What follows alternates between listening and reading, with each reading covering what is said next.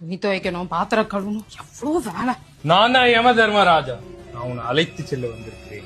இந்த வீட்டுல எனக்கு சாகிறதுக்கு கூட நேரம் கிடையாது. போய் துணி துவைச்சிட்டு வரேன்.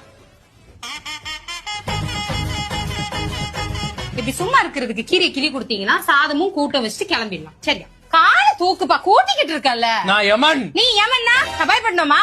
ஒரு நாள் பொம்பளைய வந்து பாரு, எவ்வளவு வேலை செய்ய வேண்டியதா இருக்கு. நீ கூட்டுறியா?